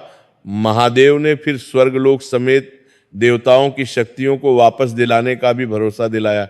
उन्होंने कहा, चिंता मत करो, मैं सब ठीक कर दूंगा। पहले मैं शनिदेव से बात करूंगा। फिर महादेव ने अपने कुछ शिवगणों की टुकड़ियों को देवताओं के साथ स्वर्गलोक रवाना किया। महादेव ने कहा, तुम लोग जाओ और शनिदेव से कहो कि वे अपना क्रोध शांत करें, मैं स्वयं भी आ रहा हूं। महादेव ने कुछ शनिदेव से कहो कि वे अपना क्रोध शांत करें। शिवगणों की एक बड़ी सेना तैयार हो गई। ये शिवगण अत्यंत शक्तिशाली थे। उनमें वीरभद्र, भैरव और अन्य महान योद्धा थे। शिवगणों की सेना देवताओं के साथ स्वर्गलोक की ओर प्रस्थान कर गई। जब वे स्वर्गलोक पहुंचे तो देखा कि शनिदेव वहां विराजमान है। स्वर्गलोक जो कभी इतना भव्य था, अब अंधकार से भरा हुआ था। सूर्य का तेज समाप्त हो जाने से वहां केवल शनिदेव की ऊर्जा से ही कुछ प्रकाश था। स्वर्गलोक पहुंचने के बाद देवताओं ने शनिदेव को युद्ध के लिए ललकारा। इंद्रदेव ने कहा, हे शनिदेव, तुमने स्वर्गलोक पर अधिकार कर लिया है, लेकिन अब हम शिवगणों के साथ आए हैं। अब तुम्हें युद्ध करना होगा। इसके बाद शनिदेव युद्ध के लिए देवताओं और शिवगणों के आगे उपस्थित हुए। शनिदेव अभी भी क्रोध में थे, उनका मन शांत नहीं हुआ था। काकरण भी उनके साथ थे। फिर शिवगण शनिदेव के ऊपर टूट पड़े। शिवगण अत्यंत शक्तिशाली योद्धा थे। वीरभद्र ने अपनी तलवार से शनिदेव पर प्रहार किया। भैरव ने अपना त्रिशूल फेंका अन्य शिवगण भी अपने अस्त्र शस्त्रों से शनिदेव पर आक्रमण करने लगे, लेकिन शनिदेव भी अत्यंत शक्तिशाली थे। इसके बाद शनिदेव ने अपनी कुदृष्टि का प्रयोग करके सबसे पहले तो शिवगणों को शक्तिहीन और सुस्त बना दिया। शनिदेव की कुदृष्टि का प्रभाव इतना तीव्र था कि शिवगण भी उसके सामने नहीं टिक पाए, जिससे वे जमीन पर गिर पड़े। शिवगणों का शरीर भारी हो गया, उनके हाथों से अस्त्र शस्त्र छूट गए, वे लड़खड़ा कर गिरने लगे। फिर शनिदेव ने अपनी कुदृष्टि से इंद्रदेव को देखा। इंद्रदेव तुरंत कमजोर हो गए और वहीं मूर्छित होकर गिर पड़े। फिर शनिदेव ने सूर्यदेव, जो दूर से यह सब देख रहे थे, उन्हें भी अपनी दृष्टि से देखा। सूर्यदेव, जो थोड़ा अपनी शक्ति पुनः प्राप्त कर रहे थे, फिर से कमजोर हो गए और वे भी मूर्छित होकर गिर गए। ये देखकर बाकी देवता पुनः स्वर्गलोक से अंतर्धान हो गए। उन्हें समझ में आ गया कि शनिदेव को कोई नहीं रोक सकता, अब केवल महादेव ही उन्हें रोक सकते थे। फिर शनिदेव ने इंद्रदेव से देवराज का राजमुकुट छीन कर अपने पास रख लिया। यह राजमुकुट अत्यंत दिव्य था, इसे धारण करने वाला देवताओं का राजा होता था। शनिदेव ने वह मुकुट अपने सिर पर धारण कर लिया। अब शनिदेव स्वर्ग के राजा बन चुके थे। फिर शनिदेव ने इंद्रदेव समेत सूर्यदेव को स्वर्ग में ही अपना बंदी बनाकर बंदी गृह में डाल दिया। उन्होंने आदेश दिया कि इन दोनों को यहीं कैद रखा जाए, अब इन्हें दंड दिया जाएगा। शनिदेव का क्रोध अभी भी शांत नहीं हुआ था। यहाँ अग्निदेव और वरुण देव समेत बाकी देवता स्वर्गलोक से दोबारा भागते हुए कैलाश पर महादेव के पास पहुंचे। वे सभी अत्यंत व्याकुल थे। उन्होंने महादेव से कहा, हे महादेव, शनिदेव ने शिवगणों को भी परास्त कर दिया। उन्होंने इंद्रदेव और सूर्यदेव को बंदी बना लिया है। अब वे स्वर्ग के राजा बन चुके हैं। उन्होंने महादेव को सारी बात बताते हुए स्वयं स्वर्गलोक चलकर शनिदेव को समाप्त करने की विनती करने लगे। उन्होंने कहा, हे महादेव, अब केवल आप ही शनिदेव को रोक सकते हैं, कृपया स्वयं चलिए और शनिदेव को दंड दीजिए। इतना सुनते ही महादेव कैलाश से अंतर्धान हो गए। उन्होंने अपनी योग माया का उपयोग करके क्षण भर में स्वर्गलोक पहुंच गए। देवता देखते ही रह गए। वे भी महादेव के पीछे पीछे स्वर्गलोक की ओर चल पड़े। यहां स्वर्गलोक पर शनिदेव पूरी तरह से अपना आधिपत्य जमा कर बैठ चुके थे। वे इंद्रदेव के सिंहासन पर विराजमान थे। उन्होंने देवराज का मुकुट धारण कर रखा था एवं इंद्रदेव समेत सूर्यदेव को एक बड़ा दंड देने की तैयारी में जुट चुके थे। शनिदेव सोच रहे थे कि किस प्रकार से इन दोनों को दंड दिया जाए। तभी अचानक स्वर्गलोक में एक भयंकर सैलाब सा आ गया। पूरा स्वर्ग थर्रा उठा। एक अद्भुत ऊर्जा का अनुभव हुआ। आकाश में बिजलियां चमकने लगीं, भूमि कांपने लगी, एक दिव्य प्रकाश फैला। फिर आगमन हुआ देवों के देव महादेव का। महादेव का रूप अत्यंत भव्य और तेजोमय था। उनके मस्तक पर चंद्रमा शोभायमान था। उनके गले में नागों की माला थी। त्रिशूल उनके हाथ में था और डमरू की ध्वनि गूंज रही थी। उनके पीछे नंदी खड़े थे। महादेव की उपस्थिति मात्र से ही पूरा वातावरण बदल गया। शनिदेव ने महादेव को देखा। उन्होंने तुरंत सिंहासन से उठकर महादेव को प्रणाम किया, लेकिन उनका क्रोध अभी भी शांत नहीं हुआ था। इसके बाद महादेव ने गंभीर स्वर में शनिदेव को यह सब रोकने का आदेश दिया। उन्होंने कहा, हे शनि, तुमने जो किया वह उचित नहीं था। तुमने स्वर्गलोक पर अधिकार कर लिया, तुमने देवताओं को बंदी बना लिया, यह सब गलत है। मैं तुम्हें आदेश देता हूं कि तुम सब कुछ हले जैसा कर दो। परंतु शनिदेव ने अपना सर झुकाए हुए ही इनकार कर दिया। उन्होंने कहा, हे महादेव, मैं आपका अत्यंत सम्मान करता हूं, लेकिन इस बार मैं आपकी बात नहीं मान सकता। इंद्रदेव ने एक निर्दोष माता की हत्या की है। ये एक भयंकर अपराध है, उन्हें दंड मिलना चाहिए। मैं न्याय चाहता हूं। महादेव ने कहा, हे शनि, मैं समझता हूं तुम्हारी पीड़ा, तुम्हारे साथ अन्याय हुआ है, लेकिन इस प्रकार से क्रोध में आकर स्वर्ग पर अधिकार करना भी अधर्म है। न्याय का मार्ग ये नहीं है। शनिदेव ने कहा, तो क्या मैं चुप रहूं? क्या मुझे अन्याय सहन करते रहना चाहिए? महादेव ने कहा, नहीं, लेकिन न्याय का सही तरीका है। तुम्हें मुझसे न्याय मांगना चाहिए था, तुम्हें इस प्रकार युद्ध नहीं करना चाहिए था। शनिदेव कुछ पलों के लिए मौन रहे। फिर महादेव ने कहा, अब तुम ये सब बंद करो और मेरे साथ चलो। हम बात करेंगे। लेकिन शनिदेव का क्रोध अभी भी नहीं गया था। उन्होंने कहा नहीं महादेव, मैं पहले इंद्रदेव को दंड दूंगा। फिर महादेव ने दृढ़ता से कहा शनि, मैं तुम्हें अंतिम बार कह रहा हूं, ये सब रोक दो। यदि तुमने नहीं माना तो मुझे तुमसे युद्ध करना पड़ेगा। शनिदेव ने कहा यदि युद्ध ही एकमात्र रास्ता है तो मैं तैयार हूं। फिर महादेव ने शनिदेव को युद्ध करने को कहा। उन्होंने कहा ठीक है, यदि तुम मेरी बात नहीं मानते तो आओ युद्ध करो। यदि तुम मुझे परास्त कर सके तो तुम जो चाहो करो, लेकिन यदि मैं जीत गया तो तुम्हें मेरी बात माननी होगी। शनिदेव ने स्वीकार किया। उन्होंने सोचा कि वे इतने शक्तिशाली हैं कि महादेव को भी परास्त कर सकते हैं। इसके बाद शनिदेव अपने सम्मुख इतनी बड़ी शक्ति देखकर थोड़े घबरा गए, लेकिन उनका क्रोध इतना अधिक था कि उन्होंने सावधानी से काम नहीं लिया। शनिदेव घबराहट और क्रोध के कारण जल्दबाजी कर बैठे। उन्होंने सोचा कि यदि उन्होंने महादेव पर पहले प्रहार किया तो वो शायद वे जीत जाएं। शनिदेव ने सीधा अपनी कुदृष्टि महादेव पर ही डाल दी। ये वही कुदृष्टि थी जिससे उन्होंने इंद्रदेव, सूर्यदेव और अनेक देवताओं को परास्त किया था। शनिदेव की कुदृष्टि की भयंकर ऊर्जा महादेव की ओर बढ़ी, लेकिन महादेव स्वयं आदि शक्ति हैं, जिसके जवाब में महादेव ने अत्यंत शांति से बिना किसी हड़बड़ाहट के अपने तीसरे नेत्र को शनिदेव की तरफ थोड़ा सा खोल दिया। महादेव का तीसरा नेत्र अत्यंत शक्तिशाली है। इस नेत्र में संपूर्ण ब्रह्मांड को नष्ट करने की शक्ति है। महादेव ने अपना तीसरा नेत्र पूरा नहीं खोला, उन्होंने केवल थोड़ा सा खोला, लेकिन उससे जो ऊर्जा निकली वो इतनी शक्तिशाली थी कि उसके सामने शनिदेव की कुदृष्टि कुछ भी नहीं थी। इसके फलस्वरूप महादेव के तीसरे नेत्र से निकली थोड़ी सी ऊर्जा से शनिदेव का शरीर बीच से फट गया। शनिदेव को इतना भयंकर प्रहार लगा कि उनका शरीर दो भागों में विभाजित होने लगा और वे बुरी तरह से घायल हो गए। उनके शरीर से रक्त बहने लगा, उन्हें असहनीय पीड़ा हुई। फिर वे काफी तेज झटके से स्वर्ग से नीचे की ओर पृथ्वी की तरफ गिरते चले गए। शनिदेव तेजी से नीचे गिरने लगे। उनका शरीर घायल था और वे मूर्छित थे। वे आकाश से होते हुए पृथ्वी की ओर तेजी से गिरते चले गए। शनिदेव के मूर्छित होते ही उनकी कुदृष्टि का प्रभाव समाप्त हो गया। देवताओं की शक्ति वापस आ गई। सूर्यदेव का तेज पुनः लौट आया। पूरे ब्रह्मांड में फिर से प्रकाश फैल के देवताओं की शक्ति वापस आ गई। बरत्तीन की साथ से प्रकाश फैली गई। बरत्तीन के साथ से गया इंद्रदेव और सूर्यदेव मूर्छा से जागे।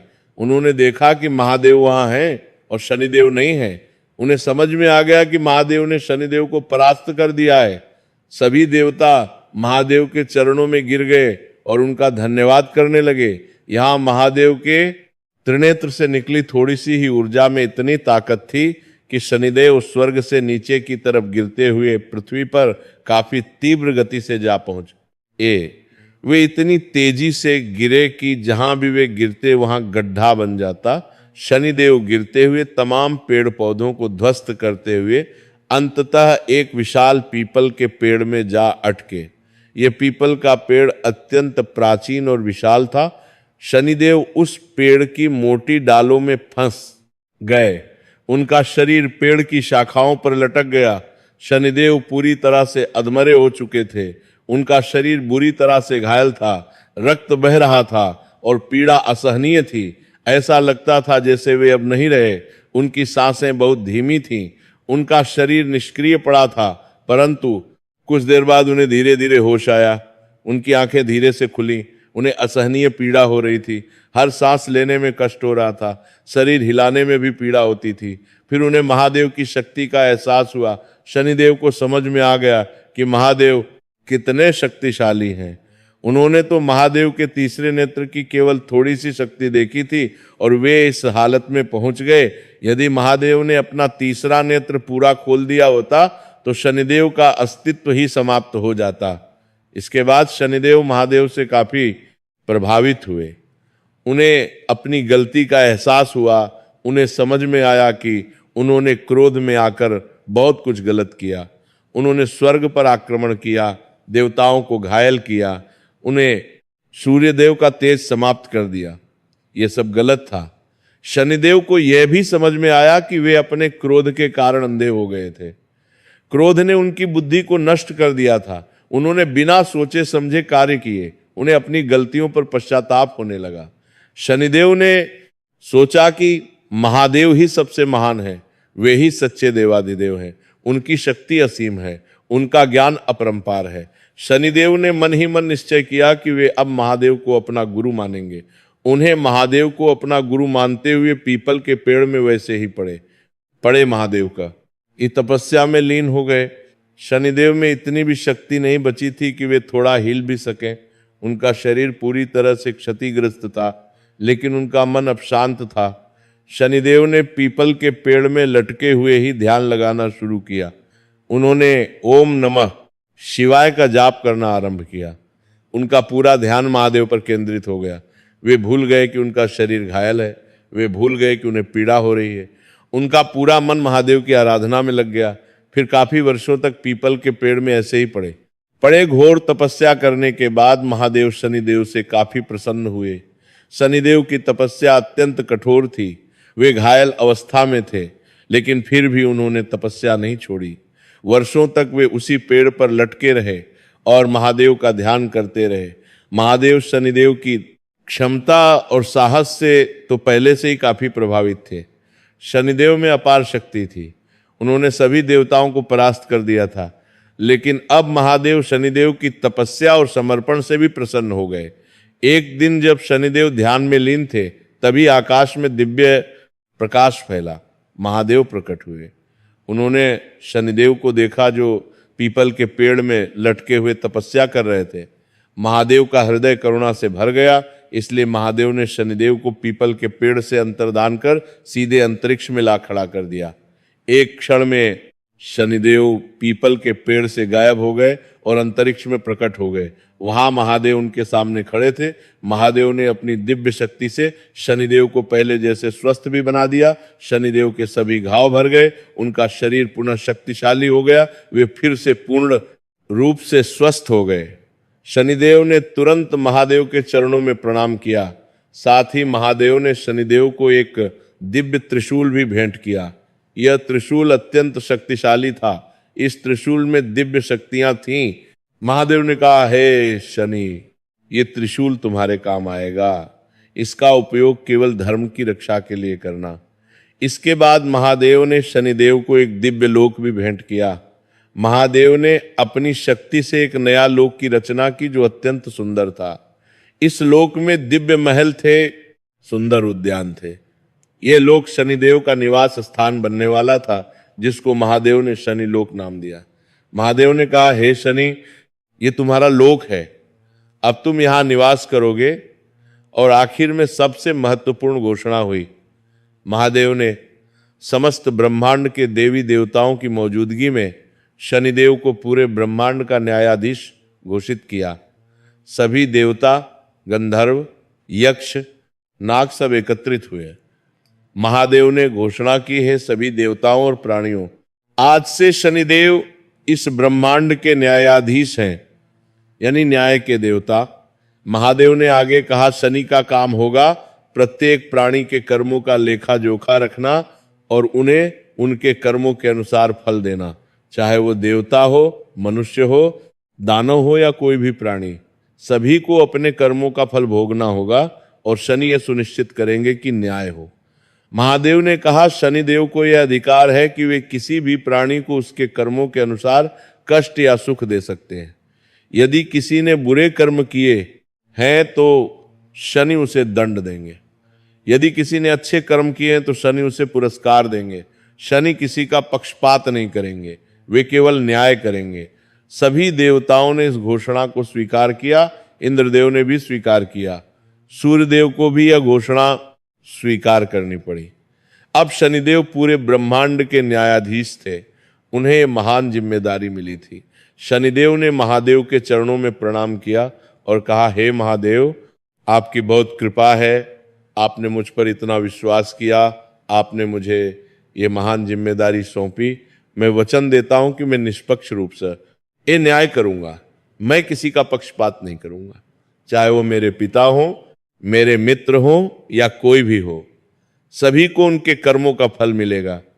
महादेव ने मुस्कुराते हुए कहा, मुझे तुम पर पूर्ण विश्वास है शनि, तुम अपना कार्य ईमानदारी से करोगे, लेकिन ध्यान रखना, न्याय करते समय क्रोध में नहीं आना, संयम रखना, क्योंकि न्याय का उद्देश्य बदला लेना नहीं बल्कि सुधार करना है।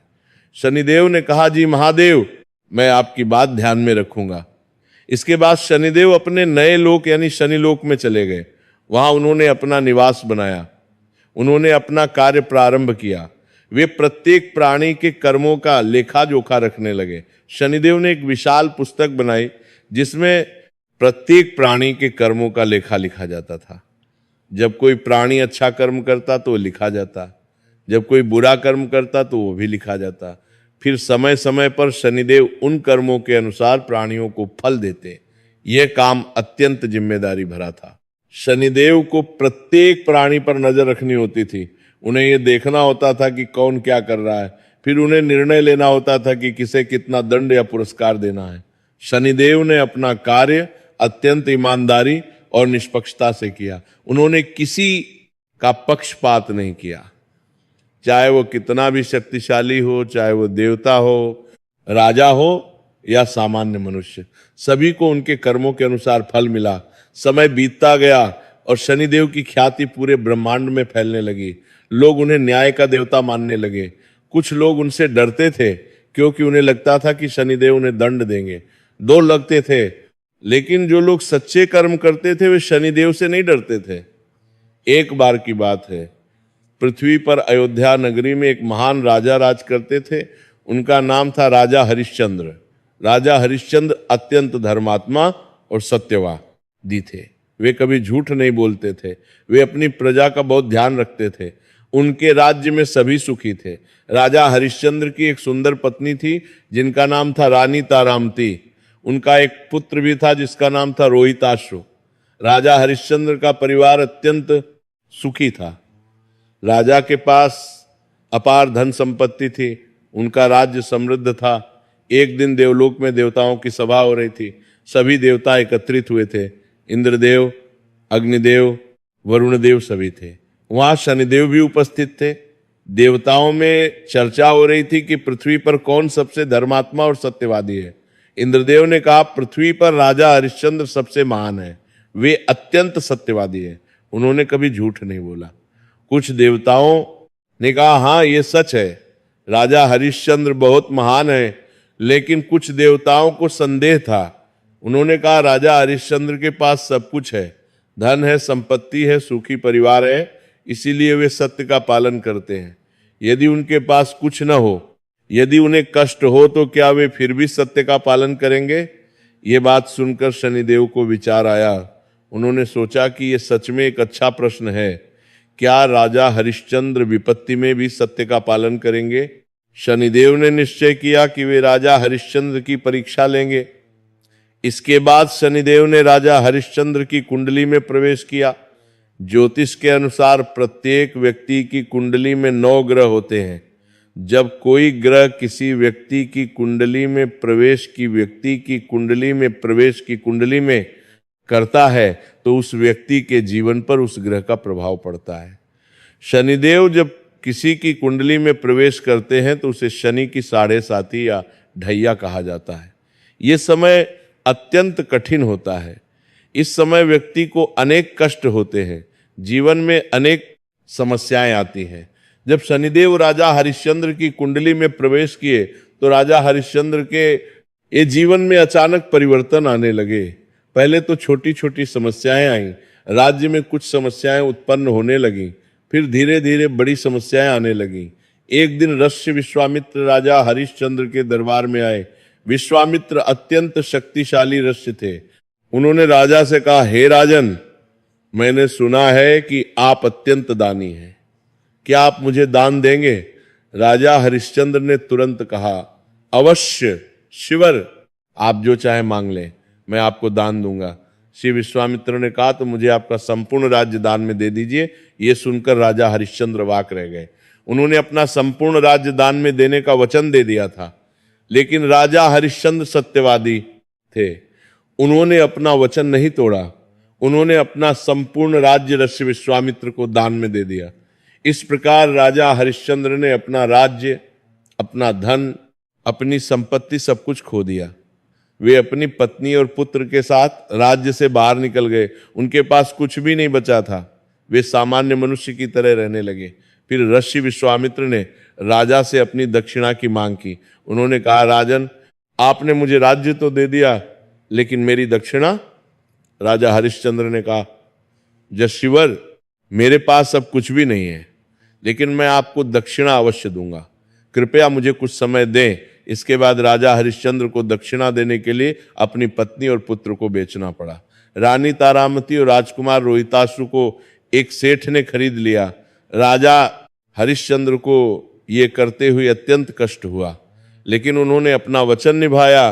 फिर भी दक्षिणा पूरी नहीं हुई। तब राजा हरिश्चंद्र ने स्वयं को भी बेच दिया। उन्हें एक डोम ने खरीद लिया। डोम का काम था श्मशान घाट में मृत शरीरों का अंतिम संस्कार करना। यह कार्य अत्यंत कठिन और अपमानजनक माना जाता था। राजा हरिश्चंद्र, जो कभी राजसी नहासन पे बैठते थे, अब शमशान घाट में काम करने लगे। वे मृत शरीरों को जलाते, शमशान की सफाई करते। उनका जीवन अत्यंत कठिन हो गया, लेकिन राजा हरिश्चंद्र ने कभी अपना धैर्य नहीं खोया। वे अपने सत्य पर अडिग रहे। फिर एक दिन और भी बड़ा कष्ट आया। राजा हरिश्चंद्र का पुत्र रोहिताश्व सांप के काटने से मृत्यु को प्राप्त हो गया। रानी तारामती अपने पुत्र के मृत शरीर को लेकर शमशान घाट आई। वहां उन्होंने राजा हरिश्चंद्र को देखा। दोनों की आंखों में आंसू थे, लेकिन राजा हरिश्चंद्र को अपना कर्तव्य निभाना था। डोम ने उनसे कहा था कि बिना शुल्क दिए कोई भी शरीर नहीं जलाया जा सकता। राजा हरिश्चंद्र ने रानी से कहा कि उन्हें शुल्क देना होगा। रानी के पास कुछ भी नहीं था। उन्होंने अपनी साड़ी का आधा हिस्सा फाड़कर शुल्क के रूप में दे दिया। ये देखकर देवता भी द्रवित हो गए। इतने कष्ट के बाद भी राजा हरिश्चंद्र अपने सत्य पर अडिग रहे। अंततः शनिदेव प्रकट हुए। साथ में अन्य देवता और पार्षद विश्वामित्र भी आए। शनिदेव ने कहा, हे राजन, आपकी परीक्षा समाप्त हो गई। आप सच में महान हैं। इतने कष्टों के बाद भी आपने अपना सत्य नहीं छोड़ा। आप धन्य हैं। फिर शनिदेव ने अपनी दिव्य शक्ति से राजकुमार रोहिताश्व को जीवित कर दिया। राजा हरिश्चंद्र को उनका राज्य वापस मिल गया। उनकी संपत्ति वापस आ गई। वे फिर से राजा बन गए, लेकिन अब वे और भी अधिक महान हो गए थे। उनकी कीर्ति पूरे संसार में फैल गई। इस प्रकार शनिदेव ने राजा हरिश्चंद्र की परीक्षा ली और उन्हें महान सिद्ध किया। ये घटना शनिदेव के न्याय का एक उदाहरण थी। शनिदेव केवल दंड नहीं देते, बल्कि परीक्षा भी लेते हैं। जो परीक्षा में सफल होता है उसे वे पुरस्कार देते हैं। समय बीतता गया और शनिदेव का प्रभाव पूरे ब्रह्मांड में फैलता गया। जब भी किसी की कुंडली में शनिदेव प्रवेश करते तो उस व्यक्ति को कष्ट होते थे। लोग शनिदेव का प्रभाव निदेव से बहुत डरने लगे। वे उन्हें भयंकर मानने लगे। लेकिन शनिदेव का उद्देश्य भय फैलाना नहीं था। उनका उद्देश्य केवल न्याय करना था। वे चाहते थे कि लोग अच्छे कर्म करें, लेकिन लोग उनसे इतना डरने लगे कि वे उनकी पूजा करने में भी डरते थे। एक बार त्रेता युग में जब भगवान श्री राम का अवतार हुआ था, उस समय लंका का राजा रावण अत्यंत शक्तिशाली था। रावण ने माता सीता का हरण कर लिया था। भगवान श्री राम ने रावण से युद्ध करने का निश्चय किया। भगवान श्री राम के साथ उनके परम भक्त हनुमान जी थे। हनुमान जी अत्यंत शक्तिशाली थे। वे पवन पुत्र थे, उनमें अपार बल था। हनुमान जी ने भगवान राम की बहुत सेवा की। उन्होंने लंका में जाकर माता सीता का पता लगाया। उन्होंने संजीवनी बूटी लाकर लक्ष्मण जी के प्राणों की रक्षा की। जब रावण और भगवान राम के बीच युद्ध हो रहा था तो रावण ने एक चाल चली। रावण ने शनिदेव का आह्वान किया। रावण सोच रहा था कि यदि शनिदेव भगवान राम की कुंडली में प्रवेश कर जाए तो भगवान राम को कष्ट होगा और वो युद्ध जीत जाएगा। लेकिन शनिदेव ने रावण को साफ मना कर दिया। शनिदेव ने कहा, रावण, तुमने अधर्म किया है, तुमने किसी की पत्नी का हरण किया, मैं तुम्हारी सहायता नहीं कर सकता। भगवान राम धर्म के पक्ष में हैं, मैं उनके विरुद्ध नहीं जा सकता। रावण क्रोधित हो गया। उसने शनिदेव को बंदी बना लिया। रावण अत्यंत शक्तिशाली था। उसने अपनी माया से शनिदेव को पकड़ लिया और उन्हें लंका में कैद कर दिया। शनिदेव लंका में कैद हो गए। जब हनुमान जी लंका गए तो उन्होंने वहां शनिदेव को कैद देखा। हनुमान जी ने शनिदेव से पूछा, हे शनिदेव, आप यहाँ कैसे कैद हैं? शनिदेव ने पूरी घटना बताई। हनुमान जी को बहुत क्रोध आया, उन्होंने शनिदेव को मुक्त कर दिया। शनिदेव हनुमान जी से अत्यंत प्रसन्न हुए। उन्होंने हनुमान जी से कहा, हे पवन पुत्र, आपने मुझे मुक्त किया, मैं आपका क्षण हूं। हे पवन पुत्र ये हूं, आप मुझसे कुछ भी मांग लें। हनुमान जी ने कहा, हे शनिदेव, मुझे कुछ नहीं चाहिए, लेकिन एक निवेदन है। शनिदेव ने कहा, कहिए पवन पुत्र। हनुमान जी ने कहा, हे शनिदेव, जो भी मेरा भक्त हो, जो भी मेरी पूजा करता हो, कृपया उस पर अपनी कुदृष्टि न डाले, उसे कष्ट न दे। शनिदेव ने तुरंत कहा, तथास्तु, जो भी आपका भक्त होगा उसे मैं कष्ट नहीं दूंगा। इसके बाद शनिदेव ने हनुमान जी को वचन दिया कि जो भी व्यक्ति हनुमान जी की भक्ति करेगा, हनुमान चालीसा का पाठ करेगा या हनुमान जी की पूजा करेगा, उस पर शनिदेव की कृपा रहेगी। वह व्यक्ति शनि की 7.5 या ढैया से बच जाएगा। यही कारण है कि आज भी लोग शनि की 7.5 में हनुमान जी की पूजा करते हैं, हनुमान चालीसा का पाठ करते हैं। हनुमान जी की कृपा से शनिदेव का कष्ट कम हो जाता है। शनिदेव केवल कष्ट देने वाले देवता नहीं हैं, वे न्याय के देवता हैं। वे हर व्यक्ति को उसके कर्मों के अनुसार फल देते हैं। यदि किसी ने बुरे कर्म किए हैं तो उसे कष्ट मिलता है, लेकिन यदि किसी ने अच्छे कर्म किए हैं तो शनिदेव उसे पुरस्कार भी देते हैं। शनिदेव की कृपा से गरीब व्यक्ति राजा बन जाता है, साधारण व्यक्ति महान बन जाता है। लेकिन यदि शनिदेव कुपित हो जाए तो राजा भी भिखारी बन जाता है। इसलिए शनिदेव की पूजा अत्यंत महत्वपूर्ण है। शास्त्रों में कहा गया है कि शनिवार के दिन शनिदेव की पूजा करनी चाहिए, शनिवार का व्रत रखना चाहिए। शनिदेव को तेल, काले तिल, काले कपड़े, लोहे की वस्तुएं अर्पित करनी चाहिए, उड़द की दाल का दान करना चाहिए। शनिदेव को सरसों का तेल अत्यंत प्रिय है। शनिवार के दिन पीपल के पेड़ पर सरसों के तेल का दीपक जलाना चाहिए, क्योंकि शनिदेव पीपल के पेड़ में ही तपस्या करते थे, इसलिए पीपल का पेड़ उन्हें अत्यंत प्रिय है। शनिदेव की कृपा प्राप्त करने के लिए गरीबों और जरूरतमंदों की सेवा करनी चाहिए, विकलांग कलांग लोगों की मदद करनी चाहिए, बुजुर्गों का सम्मान करना चाहिए, जानवरों को भोजन देना चाहिए। विशेष रूप से कौवे को भोजन देना शुभ माना जाता है, क्योंकि कौवा शनिदेव का वाहन है, शनिदेव महादेव के परम भक्त हैं। इसलिए शिव जी की पूजा करने से भी शनिदेव प्रसन्न होते हैं। शनिवार के दिन शिवलिंग पर जल चढ़ाना चाहिए, रुद्राभिषेक करना चाहिए, नमः शिवाय का जाप करना चाहिए। हनुमान जी की पूजा से भी शनिदेव की कृपा मिलती है।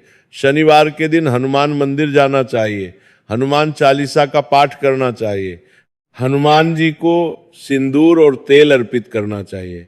शनिदेव को प्रसन्न करने के लिए सबसे महत्वपूर्ण है अच्छे कर्म करना, ईमानदारी से जीवन जीना, किसी के साथ धोखा न करना, सत्य बोलना, माता पिता की सेवा करना, गुरु का सम्मान करना। यदि व्यक्ति अच्छे कर्म करता है तो शनिदेव उसे कभी कष्ट नहीं देते। शनिदेव कर्म के देवता हैं। वे हमें हमारे कर्मों का महत्व सिखाते हैं। वे हमें बताते हैं कि जैसा हम करेंगे वैसा ही हमें मिलेगा। यदि हम बुरे कर्म करेंगे तो बुरा फल मिलेगा, यदि अच्छे कर्म करेंगे तो अच्छा फल मिलेगा। शनिदेव की 7.5 या ढैया के समय व्यक्ति को धैर्य रखना चाहिए, घबराना नहीं चाहिए। ये समय परीक्षा का समय होता है, शनिदेव हमारी परीक्षा लेते हैं। यदि हम धैर्य रखें, अच्छे कर्म करते रहें और शनिदेव की पूजा करें तो ये समय निकल जाता है। शनिदेव की कथा सुनने से भी अत्यंत पुण्य मिलता है। जो भी शनिवार के दिन शनिदेव की कथा सुनता है या सुनाता है, उस पर शनिदेव की कृपा होती है, उसके जीवन में सुख शांति आती है, उसके सभी कष्ट दूर होते हैं। इस प्रकार शनिदेव जो जन्म से ही अपमानित हुए, जिन्हें अपने पिता ने स्वीकार नहीं किया, जिन्हें अनेक कष्टों का सामना करना पड़ा, वे आज पूरे ब्रह्मांड के न्यायाधीश हैं। उनका सम्मान सभी देवता करते हैं, उनसे सभी डरते हैं। लेकिन जो उनकी सच्ची भक्ति करते हैं उन पर वे अत्यंत कृपालु हैं। शनिदेव की कथा हमें यह सिखाती है कि जीवन में कितने भी कष्ट आए, हमें धैर्य नहीं खोना चाहिए। हमें अपने कर्तव्य का पालन करते रहना चाहिए, हमें सत्य का साथ नहीं छोड़ना चाहिए। एक दिन हमारा भी समय आएगा। शनिदेव की कथा हमें क्रोध पर नियंत्रण रखना भी सिखाती है। शनिदेव अत्यंत शक्तिशाली हैं, लेकिन उन्होंने अपने क्रोध को नियंत्रित करना सीखा। महादेव ने उन्हें यह पाठ सिखाया। क्रोध में आकर निर्णय लेने से बुरा परिणाम होता है। शनिदेव की कथा हमें न्याय का महत्व सिखाती है। हमें किसी के साथ अन्याय नहीं करना चाहिए, हमें निष्पक्ष रहना चाहिए, हमें अपने कर्तव्य का पालन करना चाहिए। यही धर्म है। जो भी व्यक्ति इस कथा को श्रद्धा भाव से सुनता है, उस पर शनिदेव की कृपा होती है। उसके जीवन के सभी कष्ट दूर होते हैं, उसके घर में सुख शांति आती है, उसका परिवार सुखी रहता है, उसे धन संपत्ति की प्राप्ति होती है। शनिवार के दिन इस कथा को सुनना विशेष फलदायी होता है। जो व्यक्ति शनिवार के दिन व्रत रखकर इस कथा को सुनता है, उसे शनिदेव का विशेष आशीर्वाद मिलता है, उसकी सभी मनोकामनाएं पूर्ण होती हैं। इसलिए हे श्रोताओं, शनिदेव की भक्ति करें, उनकी पूजा करें, उनका सम्मान करें, लेकिन सबसे महत्वपूर्ण है अच्छे कर्म करें, क्योंकि शनिदेव कर्म के देवता हैं। वे हमारे कर्मों को देखते हैं। यदि हमारे कर्म अच्छे होंगे तो शनिदेव हमारे सबसे बड़े सहायक बन जाएंगे। शनिदेव की जय, महादेव की जय। जय हनुमान। इति शुभम।